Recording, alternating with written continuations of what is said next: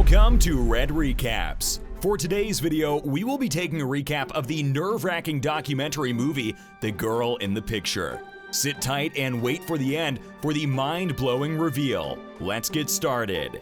In Oklahoma City, April 1990, three guys saw some debris on the side of the road. Off the side, they found a body, a blonde young woman. The woman's husband came, saying she's Tanya Hughes, a stripper. They have a young son named Michael. The woman passes away right after. The last company Tanya called her parents, telling them that she had died. But her parents said that their daughter died 20 years ago, and they realized that it was not Tanya Hughes that was buried. Now they are wondering, who the hell did they bury? In Tulsa in 1989, a woman calling herself her best friend, Karen, described Tanya. She said that her son was everything to her. She revealed that Tanya got a lot of bruises on her body. She also revealed that Tanya's husband, Clarence, is very strict with her and their son. One day, Clarence called Karen and said that they were involved in a hit and run. The couple went out of town after that. Now, the neurosurgeon revealed that Tanya had brain swelling and other implications. Karen went to see Tanya in the hospital and saw scratch marks on her body. They felt it was foul play. Karen got a call that Tanya had passed away. She also said that the woman's name was not actually Tanya, but someone else's. They put her son, Michael, in a foster home. Now Merle and Ernest Bean, Michael's foster parents, tell their fun experiences with Michael.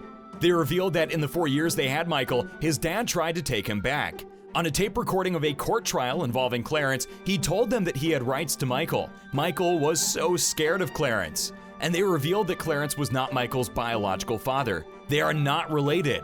One day, Clarence pulled up to Michael's school, threatened the principal with a gun to get his so-called son, and kidnapped him. They went to the woods with the principal, and the principal got tied to a tree. The Oklahoma police went on a search for them. It is revealed that Clarence's real name was Franklin Floyd, and he came out of prison with numerous crimes. They now suspected Frank of having killed Tanya.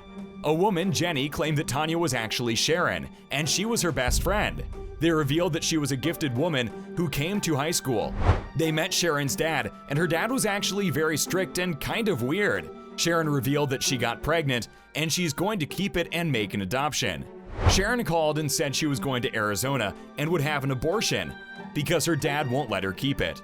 4 years after Tanya's death, or now Sharon, they showed the woman Tanya's picture and affirmed that it was indeed her high school best friend, Sharon, and that Clarence, who claimed to be her husband, was actually his father, Warren. It was revealed that a year before Sharon's death, she and her father changed their names, and her father married her in New Orleans. Sharon was employed in a strip bar in Tampa, Mons Venus. Her old coworker revealed that Sharon was a shy woman and looked very innocent. It was also revealed that Sharon was forced by her father to do sex services for other men for only $50. Sharon was a very engaging mother to her son Michael. She loved him to death. There's a woman named Cheryl, who is the only family friend of Sharon and her father. And one day, Michael's babysitter saw a videotape of Cheryl and Sharon without their tops on, recorded by their father. Cheryl said that Sharon's father told her that he was going to make her a model. That is why she posted for the video. She also revealed that he was trying to have sex with her, and they suddenly left town with Michael. One day, Sharon hung out with her friend, and suddenly her father walked in with a gun and shouted at them with a menacing look. Her father came back and raped Sharon while her friend was there, a sick man. Sharon shrugged it off the next morning, telling her friend that it was okay. Now the Oklahoma police know that he was sexually abusing Sharon, and he was a convicted pedophile. One day, a woman who claimed that she knew Floyd showed them a picture of him and Sharon when she was 5 to 6 years old. And they said it was a typical picture of an abused child, sad and not smiling. It was revealed that Floyd was in prison between 1960 and 1972, and Sharon was born in the 1960s to 70s. They conclude that Floyd may not have been her biological father. They assumed that he kidnapped her also. The FBI came up with a plan to track Floyd's past to predict what his next move would be. And they were right.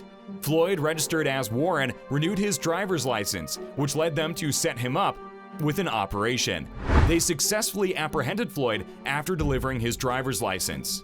As they captured Floyd, they didn't see any trace of Michael, and he claimed that he left him with a rich family. They assumed that Michael was already dead as the trial started for Floyd. As the trial started, Floyd was very aggressive, arguing with the judge with a narcissistic personality. Sharon's friend, who was present when he raped her, came to witness and told the court everything they needed to know. The court sentenced Floyd to 52 years in prison as he left with disbelief and began throwing F-bombs at the reporters. After that, they found the truck that Floyd used in capturing Michael and saw a handful of photographs, mostly pornography.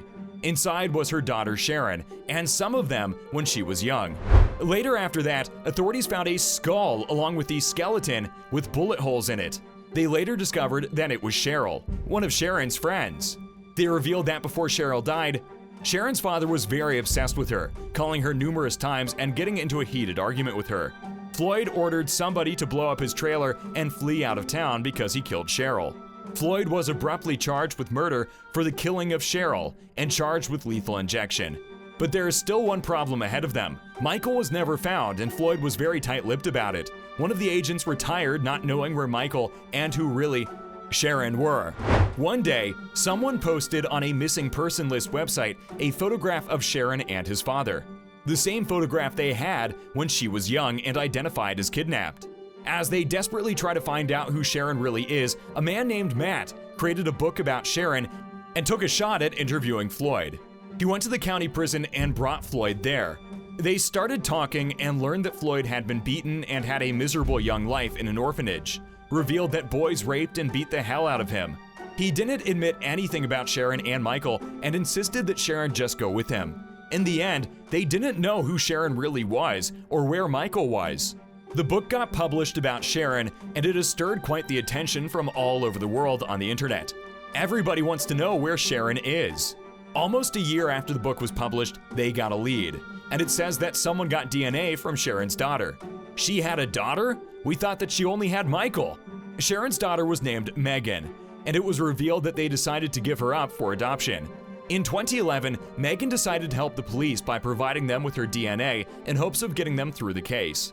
They worked the DNA with the National Center for Missing and Exploited Children in hopes of opening up Sharon's case. They decided they needed another interview with Floyd as he is on the death row. They flew to Florida to interview him and ask him questions.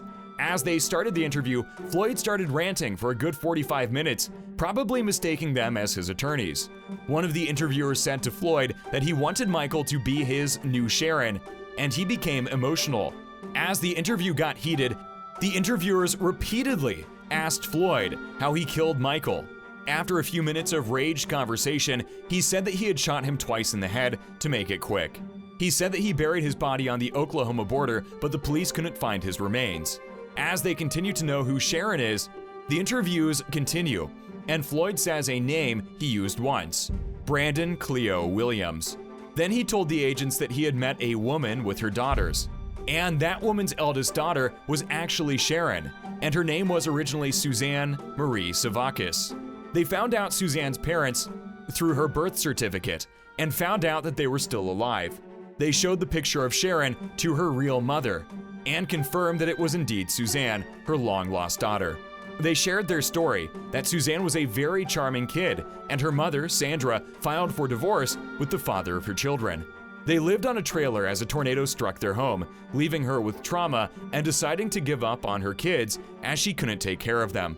And in the middle of that, she met Floyd in a church, saying that he would marry her to help her raise her children. When they were together, he did scary psychopathic things. He will threaten Sandra all the time that she can't leave him. One time, as Sandra bought something in a convenience store, she gave a bad check and went to jail for 30 days, and that's where he abducted her children. He left the other two in the orphanage and took Suzanne. It was later revealed that Suzanne's mom, Sandra, was actually reached out to by numerous people, but she was reluctant to help them.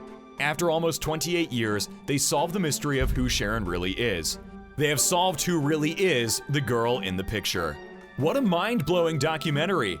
Have you enjoyed the video? Leave a comment down below if you liked the movie. If you liked this movie, you can watch it by clicking on the links below. And don't forget to subscribe and hit that notification bell.